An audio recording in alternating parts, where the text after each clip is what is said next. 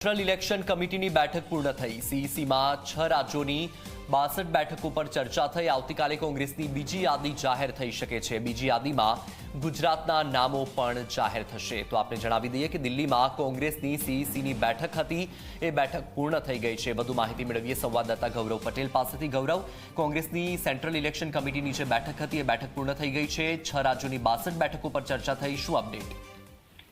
વસલ વાત કરીએ તો કોંગ્રેસની સીઈસીની બેઠક આજે મળી હતી, જેમાં મધ્યપ્રદેશ, રાજસ્થાન, ગુજરાત, ઝારખંડ, અસમ સહિતના 6 રાજ્યોની બેઠકોની 62 બેઠકોની ચર્ચા થઈ છે, જેમાં ગુજરાતની બેઠકોનો પણ સમાવેશ થાય છે। આવતીકાલે કોંગ્રેસ પોતાની બીજી યાદી સત્તાવાર રીતે જાહેર કરશે, જેમાં ગુજરાત કોંગ્રેસની જે 24 લોકસભા બેઠકો જેના પર કોંગ્રેસ લડવાની છે તે પૈકીના કેટલાક ઉમેદવારોના નામ પર મહોર મારીને જાહેરાત કરી શકે છે। કેટલાક ઉમેદવારોને ટેલિફોનિક સૂચના કોંગ્રેસ દ્વારા આપવામાં આવી છે। કેટલાક ઉમેદવારો જે બિન વિવાદિત છે તેમને અગાઉથી પણ જાણ કરી દેવામાં આવી છે, પણ સત્તાવાર જાહેરાત આવતીકાલની જે બીજી યાદી કોંગ્રેસની છે તેમાં કરવામાં આવશે।